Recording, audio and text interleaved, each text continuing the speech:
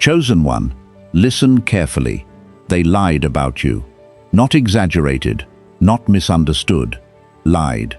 Looked you in the eye, called you the problem, and packed the whole room against you until there was nowhere left to stand. And you walked. You didn't argue your way back in. You didn't beg for a seat they'd already voted to take away. You just left, quiet, steady, without a scene. That was a while ago now, maybe months, maybe longer than that. And right now, tonight, while you're watching this, the same people who stood there and let a lie become the truth, they're lying awake. Not because they missed the drama, because guilt finally found the door they thought they'd locked for good. Chosen one, you know exactly what this feels like. You know the specific silence of a room deciding, without evidence, that you're the villain of a story you didn't even get to read. You know what it's like to watch people you trusted nod along with something they knew wasn't true, just because agreeing with the group felt safer than defending you. You weren't kicked out because you did something wrong. You were kicked out because it was easier to remove you than to admit they were wrong about you. Here's what they didn't plan for. They thought exile was the end of the story.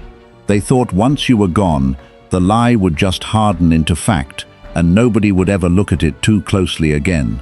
But lies don't age well. They don't sit quietly in a drawer collecting dust. They rot. And everyone standing close enough eventually smells it. Before we go further, chosen one, hit like and subscribe. Not for me, for the version of you that stood in that room and didn't get to defend yourself the way you deserved. Let this message find the next person sitting in the same silence you once sat in. You've always carried this the same way. Quiet, composed, the kind of person who doesn't scream to be believed. You told the truth once, calmly, and when nobody wanted to hear it, you didn't repeat yourself, you just stepped back. They mistook that for guilt. It was never guilt. It was you refusing to fight people who had already made up their minds. And that decision, the one that looked like defeat at the time, turned out to be the smartest thing you ever did, because it left no mess for you to clean up later. Only for them. Now let's keep going, because what's happening to them right now didn't happen by accident. Number 1. The accusation that was never true. Let's start where it actually started, not where they want the story to start. Somebody said something about you. Maybe it was twisted from something small. Maybe it was invented outright because it was convenient. It doesn't matter which, because either way, nobody checked. Nobody asked you directly, calmly, before deciding. They just believed it, because believing it was easier than sitting with the discomfort of not knowing. That's the part people never talk about when they talk about false accusations. It's not really about whether the story is true. It's about how badly a group of people want it to be true, because a villain gives everyone else permission to feel like the good guys. You became convenient. Your name became a place for everyone else's guilt, boredom, or jealousy to land, dressed up as concern. Think about how fast it moved. One version of the story on a Tuesday. By Friday, it was accepted history. Nobody paused to ask why the timeline didn't add up, why the source kept changing their account, why the people repeating it loudest were the ones who'd said nothing kind about you before any of this happened. They didn't want the truth. They wanted a reason. And you did the one thing that should have protected you and instead got twisted against you. You stayed calm. You didn't scream, didn't threaten, didn't beg anyone to believe you. You answered honestly when asked, and then you let it go, because you assumed decent people eventually find their way back to the truth on their own. What you didn't account for is how much some people need a villain more than they need an accurate story. Here's the part that will sting for a second, chosen one, before it starts to feel like power instead of pain. Your calm was used against you. If they were really innocent, they'd be more upset. If nothing happened, why aren't they defending themselves harder? As if grief and composure can't exist in the same body. as if the only proof of innocence is a public breakdown they could point cameras at. You refused to perform for them, so they punished you for that too. But notice what's happening now. The story that was airtight enough to exile you over is suddenly full of holes nobody wants to look at directly. The people who swore they saw it with their own eyes are getting quieter every time someone asks a specific question. The details that used to feel solid are starting to slide against each other. That's not coincidence.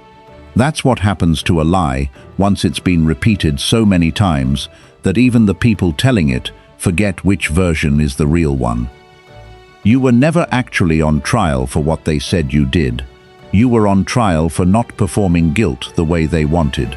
And now that the performance they demanded never came, and the truth is starting to surface anyway, they're the ones left holding a story that doesn't add up, not you. Number 2. Why they needed you gone more than they needed the truth. Here's something that's going to reframe everything for you, chosen one. They didn't exile you because they were certain you'd done something wrong.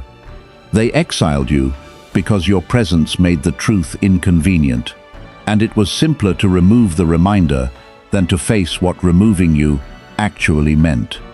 Think about who benefited the moment you were gone. Somebody's mistakes stopped getting compared to your reliability. Somebody's carelessness stopped standing next to your consistency. Somebody's quiet jealousy finally had room to breathe without you there. Unintentionally, just by being decent, making them feel small. Your absence solved problems for people who never said those problems out loud. That's the part that makes this so much heavier than a simple misunderstanding. This wasn't really about you at all. You were the most convenient explanation for tension that had nothing to do with you.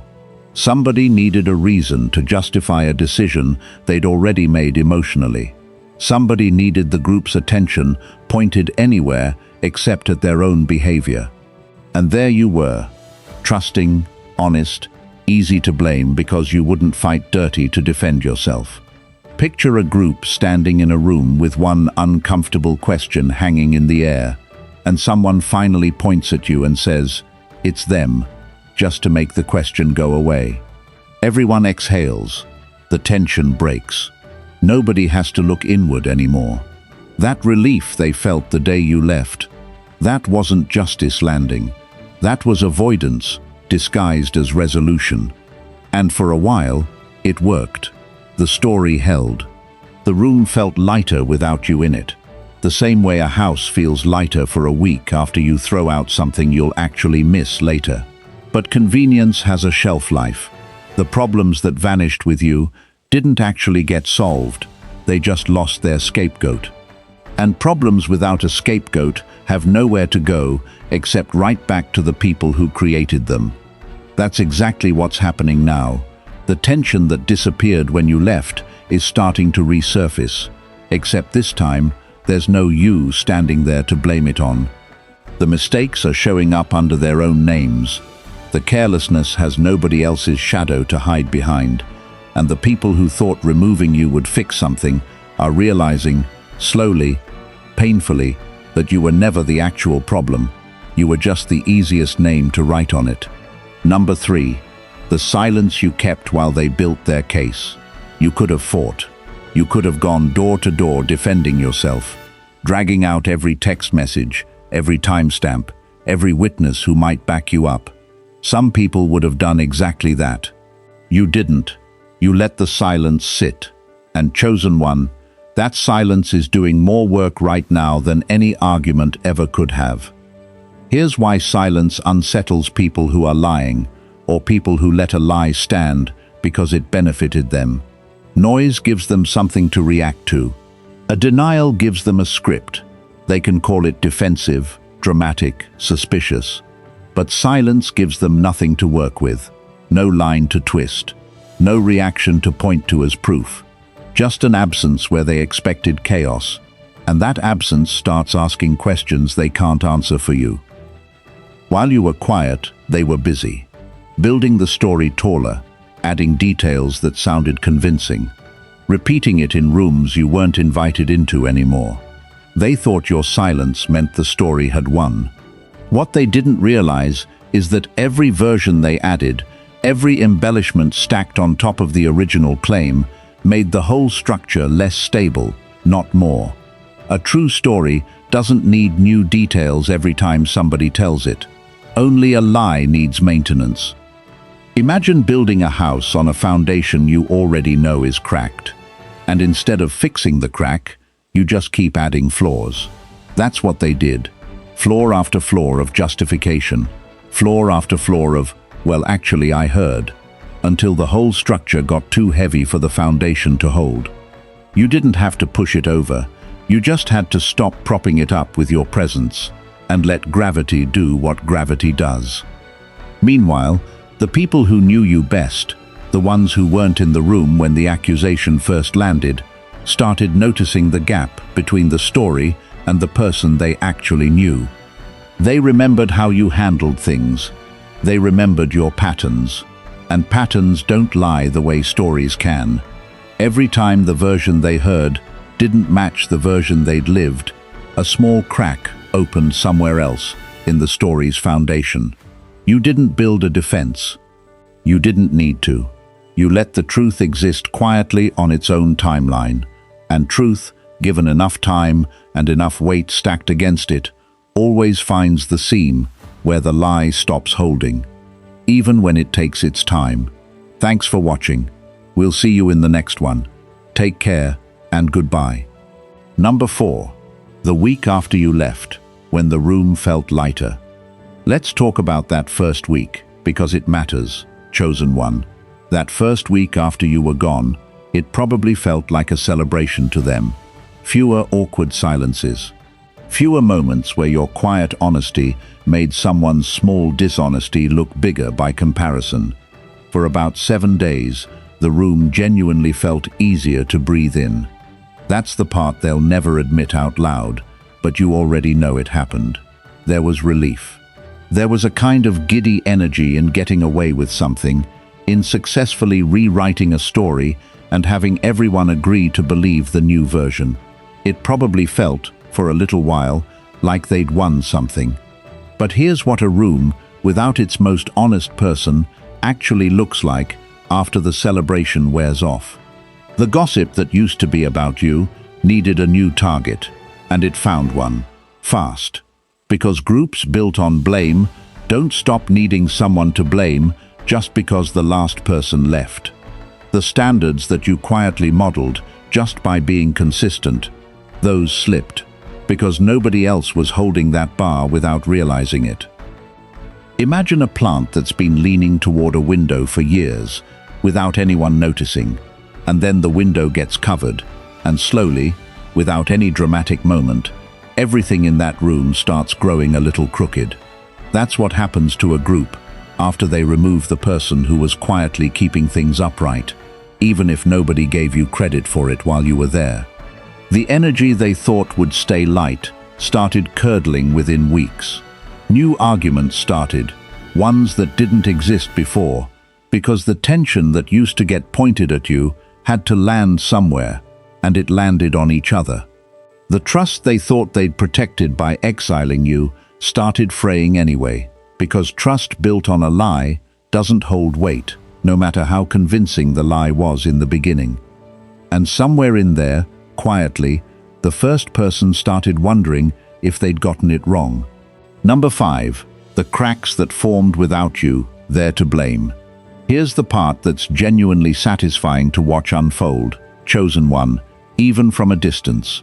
Once you were gone, they lost their explanation for everything that went wrong. And things kept going wrong, because things always do. But this time there was no name to attach it to except their own. The projects that used to run smoothly, because you quietly caught the mistakes before anyone noticed them, those started falling apart in ways people couldn't explain. The conversations that used to stay calm, because you had a way of de-escalating things without anyone noticing you were doing it, those started spiraling. Nobody connected it back to your absence at first. They just knew something felt off, and they didn't know why. Slowly, The truth started doing what truth does when you stop feeding a lie oxygen. People started comparing notes. Somebody who'd repeated the original accusation confidently started hesitating when a new person asked for details. Somebody who'd nodded along in the room that day started privately admitting they never actually saw what they claimed to have seen. Cracks don't appear all at once. They appear one small confession at a time, usually from the people who feel the least protected by the lie. Picture ice on a lake that looked solid enough to walk on the day you were exiled. Solid enough that everyone crossed it without hesitation. But ice doesn't hold weight forever, especially when nobody's checking the thickness. Every day that passed without you there to blame for the new problems, the ice got a little thinner under their feet. And now, chosen one, they're standing on it, hearing it crack, and there's nowhere left to point, except at each other. The story that felt so solid the day they built it is failing under its own weight, exactly the way stories built on convenience instead of fact eventually do. You didn't have to break the ice, you just had to stop being the thing they blamed for the cold. Number 6. Guilt doesn't knock, it moves in at 2 a.m.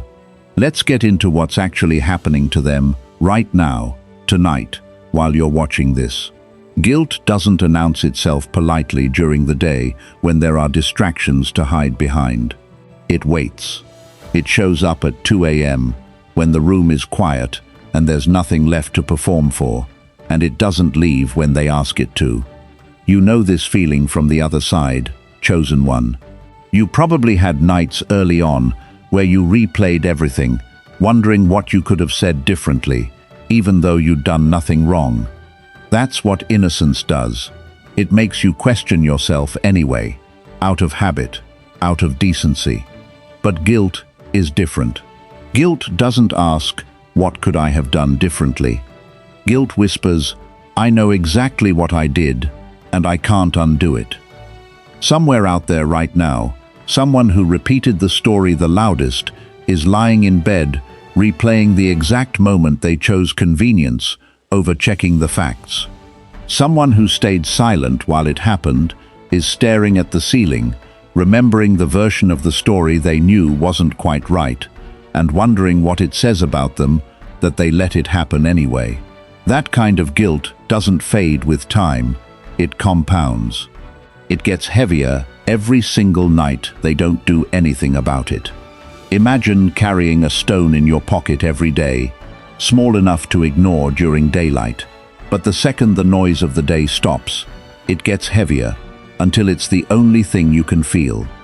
That's what guilt does to people who know, deep down, they helped exile someone innocent. They can distract themselves at work, at dinner, in group chats where everyone's still pretending nothing's wrong. But the second the room goes quiet, the stone is still there. And here's the cruel part for them, chosen one. The longer they wait to say something, to fix it, to admit what actually happened, the heavier that stone gets. Guilt doesn't get lighter with silence. It only gets lighter with truth. And truth is the one thing they were never willing to offer you in the first place. Number 7. The first apology that took months to write.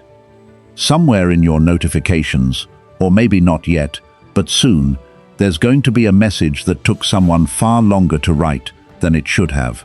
Not because the words were complicated, but because writing it means admitting something they've spent months avoiding. You'll probably recognize it the second you see it. It won't start with a clean apology. It'll start with an explanation, a little bit of context, a small attempt to soften what's coming before they actually say it. That hesitation, chosen one, that's not politeness. That's guilt, trying to find the smallest possible door to walk through, instead of the front one. Here's what's happening behind that message before it ever reaches you. Multiple drafts, multiple times typing it out and deleting it, because saying it out loud, even in writing, makes it real in a way that silence never did. They've probably rehearsed this conversation in their head more times than you've thought about them at all, because guilt doesn't let people move on the way innocence does. You got to grieve and heal. They got stuck rehearsing. Imagine someone standing outside a door they used to have a key to, except somewhere along the way, they threw the key away themselves, and now they're standing there deciding whether to knock, knowing there's a real chance nobody answers. That uncertainty, that fear of rejection they created for themselves, that's new for them. You lived with that fear the entire time you were gone, and you never got the luxury of knowing whether reaching out would even be safe.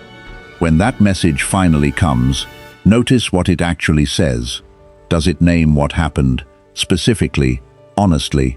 Or does it stay vague, hoping you'll fill in the blanks generously on their behalf?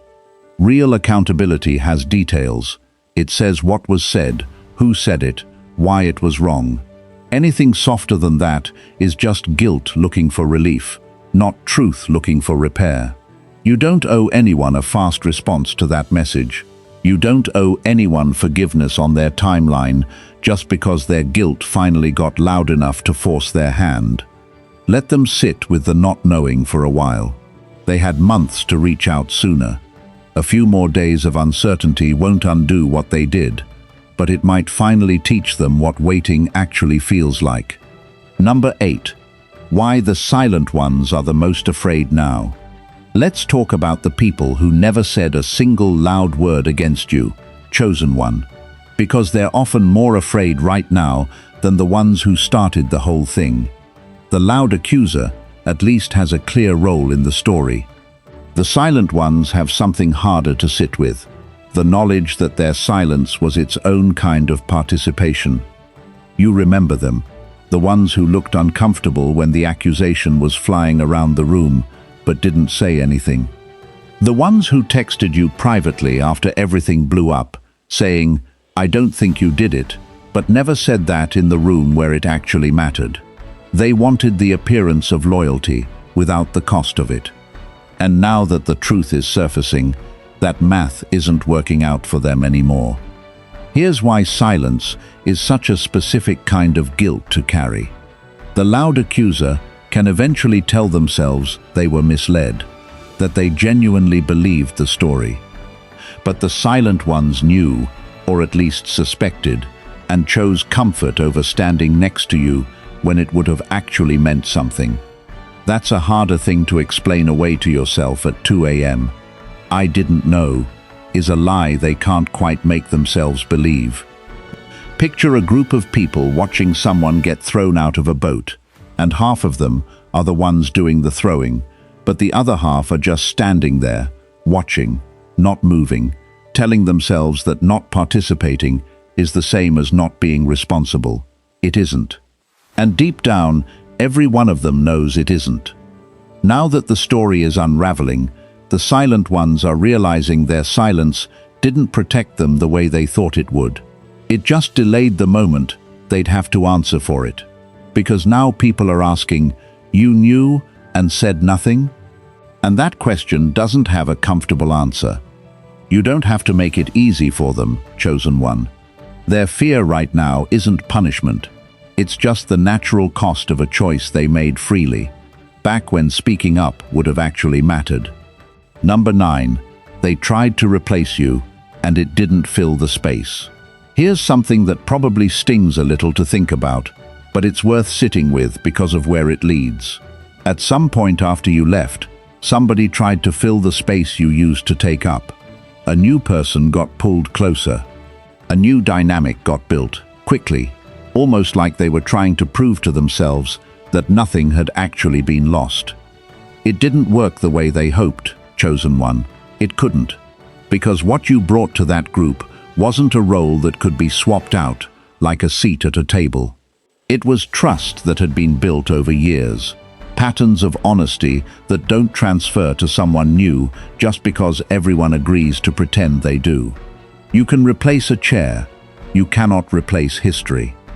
The new person, whoever they were, walked into a group that was already carrying weight they didn't understand. They didn't know why certain jokes landed differently now, why certain silences felt heavier than they should have. Why there was a version of normal that everyone else remembered, but they'd never actually witnessed. They were standing in a room shaped around an absence, trying to fit into a space that was never actually built for them. Imagine moving into a house where the furniture's been rearranged to hide the outline on the carpet where something used to sit. You can rearrange all you want.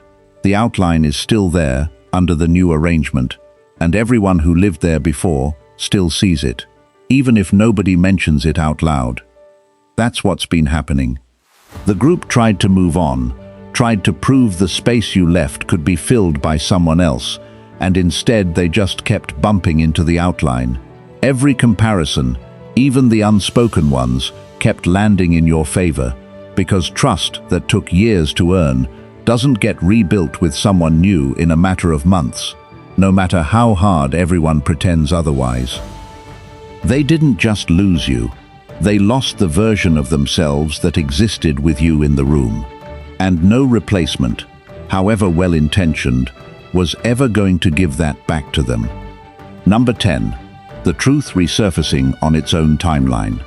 Nobody had to force this, chosen one. That's the part worth noticing. You didn't launch a campaign. You didn't corner anyone demanding answers. You just lived your life, quietly, honestly, the same way you always had, and the truth found its own way back to the surface without you pushing it there. That's what truth does when it's given enough time. It doesn't need a spokesperson. It just needs the lie to keep repeating itself long enough for the inconsistencies to pile up, where somebody eventually notices them. A detail that didn't match. A timeline that didn't line up. Someone who finally admitted, offhand, in a completely different conversation, that they never actually witnessed what they'd sworn they saw. Truth resurfacing rarely looks dramatic in the moment it happens. It's usually small. A single sentence, said carelessly, that unravels months of careful storytelling.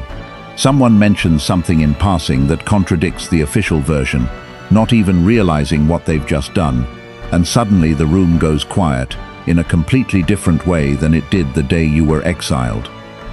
Imagine water finding a crack in a dam that everyone assumed was solid. It doesn't come rushing through all at once. It finds the smallest opening first, a slow drip nobody notices for a while, and then one day the pressure behind it becomes too much and the whole structure gives out at once. That's what's been happening to their story. Small drips of inconsistency, ignored for a while, and now the pressure's building towards something they can't hold back much longer. You didn't do anything to cause this. You didn't need to. Truth has its own gravity. It pulls inconsistencies toward the surface eventually, on a timeline you can't control and don't need to. All you had to do was refuse to add your own lies into the mix and let theirs collapse under their own weight. And now, chosen one, it's collapsing. Not because you forced it, because it was never built to last. Number 11. Every "we miss you" is really "we're scared." You've probably started seeing it already, or you will soon. The messages that show up, casual on the surface, dressed up as nostalgia. "We miss you." It's not the same without you. You should come around sometime. They sound warm. They're not entirely about warmth. Here's what's actually underneath most of those messages. Chosen one. Fear. Fear that the truth is getting louder than they can control. Fear that if you stay gone and stay quiet, people will keep asking questions they don't have good answers for. Bringing you back into the fold quietly, without any real accountability, would let them close the story without ever having to admit what they did. "We miss you" is sometimes just, "Please stop being a reminder of what we got wrong." That's not every message, and it's worth being fair about that. Some people genuinely feel the loss and are trying, clumsily, to reach across it. But notice the pattern in the ones that avoid specifics, the ones that talk about missing your presence but never mention the accusation, the ones that want to skip straight to comfortable normal without walking through the part where they admit what actually happened. Picture someone who spilled something on a rug and, instead of cleaning it, just moves the couch over it and invites you to sit down like nothing happened. That's what a vague, "we miss you" without accountability is asking you to do. Sit comfortably on top of something they never actually cleaned up.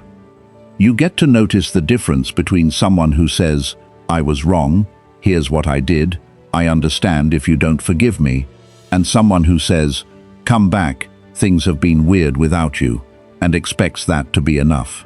One of those is guilt trying to repair something. The other is guilt trying to make itself disappear by making you disappear the discomfort for them. You don't have to answer every message the same way.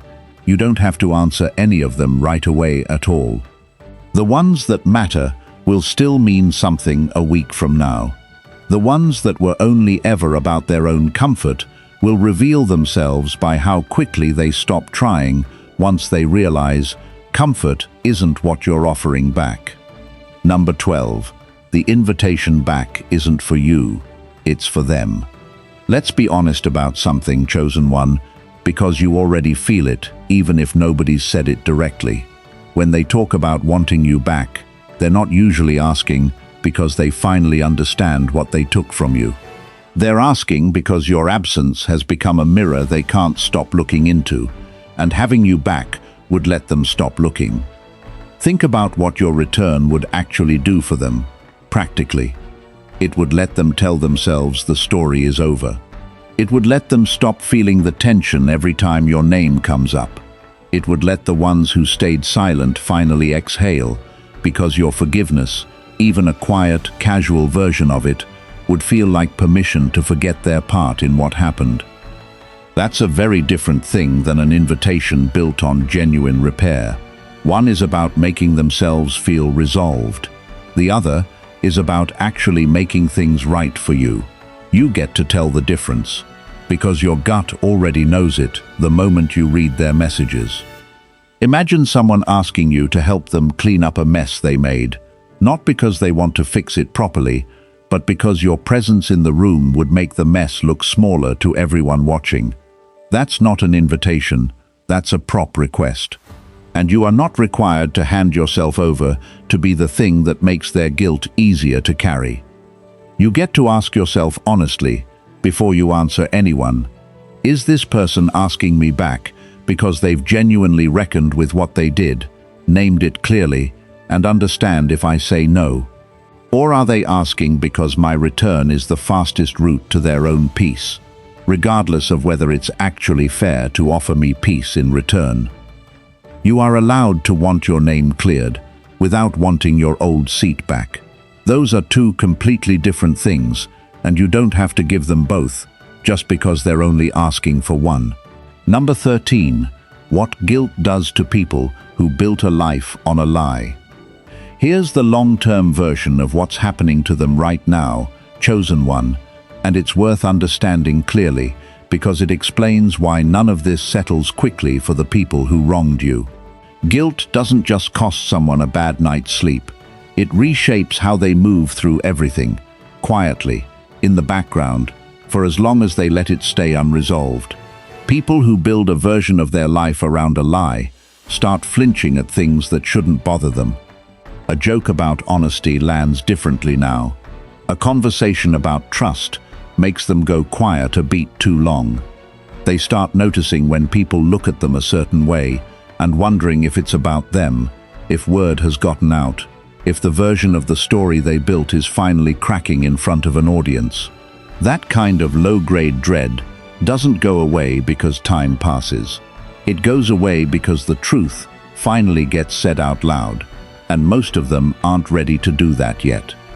Think about someone carrying a secret they know could unravel everything if it comes out the wrong way, in the wrong room, in front of the wrong person. That's not a peaceful way to live. It's exhausting in a way that never fully shows on the surface, but it drains something real underneath. You, meanwhile, carried something heavy too, but yours was the weight of injustice, not guilt. And injustice, unlike guilt, has an expiration date, because truth eventually clears it. Guilt doesn't clear on its own, it has to be confessed. Imagine two people carrying backpacks up the same hill. One is full of rocks that get lighter every time the truth gets a little closer to daylight. The other is full of rocks that get heavier every day the truth stays buried. You've been climbing with the first kind. They've been climbing with the second. And no matter how tired you got along the way, your bag was always going to get lighter eventually. Theirs never will, not until they set it down honestly. That's the quiet, invisible price they're paying right now, whether or not anyone else ever finds out the full story. And it's a price they chose for themselves the day they decided a convenient lie was easier than an uncomfortable truth. Number 14. Why you don't owe them your return.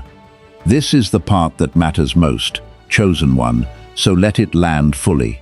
Nothing about what's happening right now obligates you to go back. Not the guilt they're carrying, not the messages. Not the version of the story finally correcting itself in rooms you're not even in anymore. Truth clearing your name is not the same thing as you owing anyone your presence. You built something in the time you were gone. Maybe it doesn't look dramatic from the outside. Maybe it's just quieter days, fewer people to perform honesty for, a version of peace that didn't exist while you were busy trying to prove your innocence to people who'd already decided not to believe you. That peace is yours. It's not a placeholder waiting for them to invite you back into the version of life they controlled. Here's the trap worth naming directly. Some people will expect that once the truth is out, everything resets automatically, that you'll slide right back into the same role, the same expectations, the same group, as if the exile never happened. That's not how repair works. Repair, if it's real, respects that you get to decide what your own return looks like, on your own terms, if you want a return at all. Imagine someone locking you out of a house, keeping the key for months, and then, the second they realize the neighbors know what they did, unlocking the door and acting confused about why you're not rushing back inside. You don't have to walk back through a door just because it's finally open. You get to ask whether you even want to live in that house again, knowing now exactly what the people inside it are capable of. You can accept an apology without accepting a return. You can wish someone well without giving them access to your time again. You can let the truth clear your name publicly while keeping your life private and separate from the people who were so quick to give it away. None of that makes you bitter. It makes you someone who finally understands the difference between forgiveness and forgetting. Number 15. The verdict. You were never the one on trial. Here's where this settles, chosen one, quietly and completely. You were never actually the one on trial. You just got treated like you were, for a while, by people who needed a defendant more than they needed the truth. The real trial has been happening this whole time, slowly, without a courtroom, without a judge, just time and guilt and truth doing what it always eventually does. And the verdict is already in, whether or not it's been said out loud yet, in every room that needs to hear it. You were right, they were wrong. Not misunderstood wrong, not everyone made mistakes wrong. Actually, specifically wrong, in a way that cost you something real and cost them something they're only now starting to understand. You didn't need a dramatic comeback to prove that. You didn't need to fight your way back into rooms that threw you out over a lie. You just needed to keep living honestly, the same way you always had, and let the story they built collapse under its own weight, while you built something separate from it. That's not luck. That's what happens when truth is left alone long enough to do its job. Picture the room the day this all started, the one where they decided your fate without you in it. Now picture that same room today, quieter, tenser, full of people avoiding eye contact with each other because nobody wants to be the one who admits how wrong it all was first. You're not in that room anymore. You don't have to be. The verdict reached you either way. So let them carry what they built. Let the guilt keep visiting at 2 a.m. for as long as it needs to. Let the apologies come, if they come, on their own uneven timeline and decide for yourself, without pressure, what you owe any of them in return. Because, chosen one, the truth was never something you had to fight for. It was something you only had to outlast. If this message found you at the right moment, drop 77 in the comments and let the next person carrying this same silence know their turn is coming too.